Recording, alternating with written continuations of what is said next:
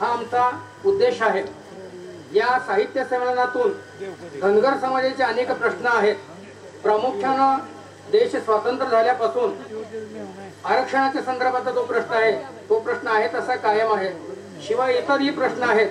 त्या सगळ्या प्रश्नांना या ठिकाणी वाचा फोडावी, या ठिकाणी परिसंवादाच्या माध्यमातून त्या समस्यावर चांगला विचार मंथन व्हावं म्हणून हे संमेलन या ठिकाणी आयोजित केलेलं आहे। तर आजच्या या साहित्य संमेलनाच्या संदर्भात साहित्य ग्रंथदिंडीने आपल्या या संमेलनाची सुरुवात झालेली आहे। ग्रंथदिंडीनंतर 5 परिसंवाद ठेवलेले आहेत। 5 परिसंवादानंतर काव्य संमेलन आहे। काव्य संमेलनानंतर सांस्कृतिक कार्यक्रम आहेत, आभाराचा कार्यक्रम आहे। त्यानंतर काही मान्यवरांचा सत्कार समारंभ या ठिकाणी आयोजित केलेला आहे। याशिवाय इतरही काही अजून 1-2 कार्यक्रम या ठिकाणी आयोजित केलेले आहेत।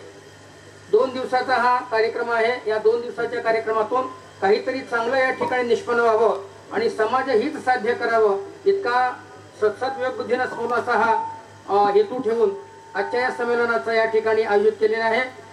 कार्यक्रमाला भरपूर वेळ आहे, साहेबांना जायचं आहे, त्यामुळे मी माझ्या 2 शब्दांनी या ठिकाणी विराम देतो। जय हिंद, जय महाराष्ट्र, जय अहिल्या।